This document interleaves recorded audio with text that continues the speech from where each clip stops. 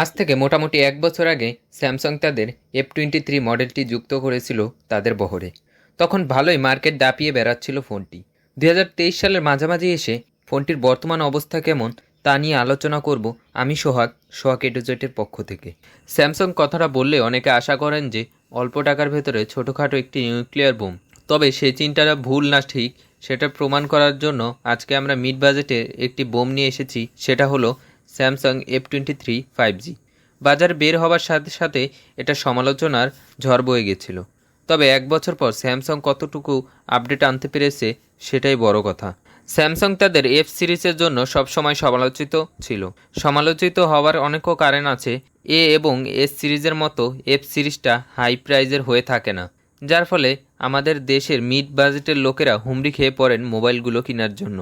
তবে আমি মনে করি ব্র্যান্ড কোনো ম্যাটার করে না যখন মোবাইলটি প্রি পারফরমেন্স এবং ইউজেবিলিটি ভালো হয়ে থাকে। আর বর্তমানে এই ফোনটি আনঅফিসিয়াল হিসাবে বাজারে 20 থেকে 21,000 টাকার ভেতরে পেয়ে যাবেন। ফোনটির রেয়ার প্যানেল পলিকার্বনেটের তৈরি, যার ফলে একটি ম্যাট ফিনিশিং দেখা যায়। সেই সাথে ফিঙ্গারপ্রিন্ট ম্যাগনেটিক হওয়ার কারণে পুরো মোবাইলটি জোস দেখাচ্ছিল। ফোনটির পোর্টস অ্যান্ড বাটন নিয়ে যদি কথা বলি তাহলে ফোনটির রাইট সাইডে পেয়ে যাবেন পাওয়ার অন অফ এবং ভলিউম কন্ট্রোলার বাটন, এবং লেফট সাইডে পেয়ে যাবেন সিম স্লট, আর নিচের সাইডে পেয়ে যাবেন speaker, noise cancellation sensor, 3.5 millimetre headphone jack আর USB type C charging port. Overall বলতে গেলে সব জরুরি পোর্টসগুলোই পেয়েছি ফোনটিতে। এবার আসা যাক ফোনটির ডিসপ্লে সেকশনের দিকে। ফোনটিতে ডিসপ্লে হিসেবে রয়েছে কর্নিং গরিলা গ্লাস 5-এর প্রোটেকশন, তার সাথে ভয়েস ফোকাস ফিচার যা থাকার কারণে লাউডলি প্লেসে কথা বলার সময় দুই পক্ষ খুব ভালোভাবে কথা শুনতে পারবেন। মোবাইলটি ইন হ্যান্ড ফিলিংসের কথা যদি বলি তাহলে 6.6 ইঞ্চির ডিসপ্লে পেয়ে যাবেন ফোনটিতে, যার থিকনেস হিসাবে রয়েছে 8.4 মিলিমিটার এবং ওয়েট 198 গ্রাম, যা ওয়ান হ্যান্ড ইউজ করার সময় প্রথমে হালকা একটু প্যারা দেবে, পরে সব ঠিক হয়ে যাবে।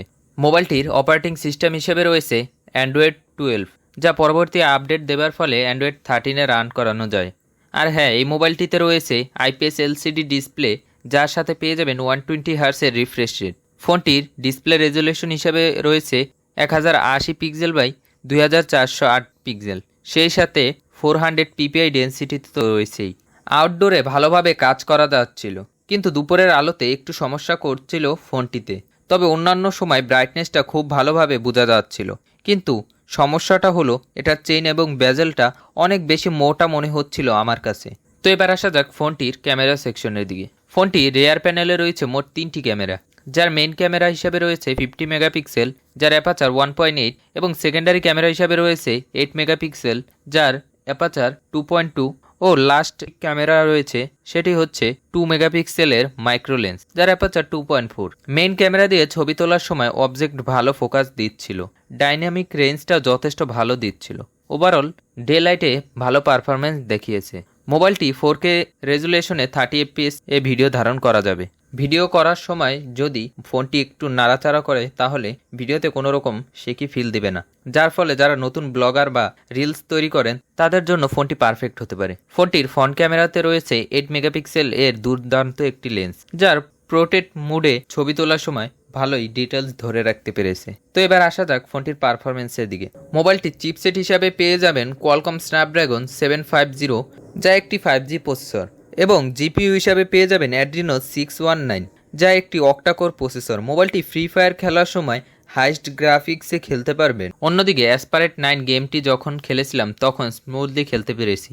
আর যারা ফোনটি দিয়ে পাবজি খেলার চিন্তা ভাবনা করছেন তাদেরকে জানাচ্ছি যে আমরা যখন ফোনটি দিয়ে ম্যাক্স গ্রাফিক্সে গেম রান করেছিলাম তখন ল্যাগিং দেখতে পেরেছি, কিন্তু যখন স্মুথে গেমটি খেলেছি তখন ল্যাগিংয়ের শিকার কম হয়েছি, বলতে গেলে হইনি, কারণ গেমটি শুরুতে একটু একটু ল্যাগিং করলেও পরবর্তীতে আর দেখতে পাইনি। তবে লং টাইম গেমিং করলে ফোনটি একটু ল্যাগিং করবেই। আমার কাছে একটি সফটওয়্যার ইস্যু মনে হয়েছে, তবে আপডেট করলে সমাধান পাওয়া যেতে পারে। মোবাইলটি 4128 এবং 6128 এই দুইটি ভেরিয়েন্টে মার্কেটে পাওয়া যায়। স্যামসাংয়ের একটি বিশেষ ফিচার রয়েছে, আপনারা ভার্চুয়াল র্যাম ইউজ করতে পারবেন আপনাদের ইচ্ছা মতো। মোবাইলটি চালানোর জন্য 5000 mAh এর একটি নন রিমুভাল ব্যাটারি ব্যবহার হয়েছে, যা 25 ওয়াটের চার্জার দ্বারা চার্জ করা সম্ভব। 0 to 100% চার্জ করতে 1 ঘন্টা 25 মিনিটের মতো সময় লেগে যায়। তবে খুশি সংবাদ হলো যে এক চার্জ দিয়ে 1 থেকে 1.5 দিন নর্মালি ইউজ করতে পারবেন, এবং হেভি ইউজার হলে 7 ঘন্টা টানা চালাতে পারবেন। তো এই ছিল স্যামসাং F23 রিভিউ। আপনারা যারা এই ফোনটি ইউজ করেন তারা কমেন্ট সেকশনে বলতে পারেন মোবাইলটা কেমন। ভিডিওটি ভালো লাগলে লাইক করবেন এবং চ্যানেলে নতুন হলে সাবস্ক্রাইব করতে ভুলবেন না।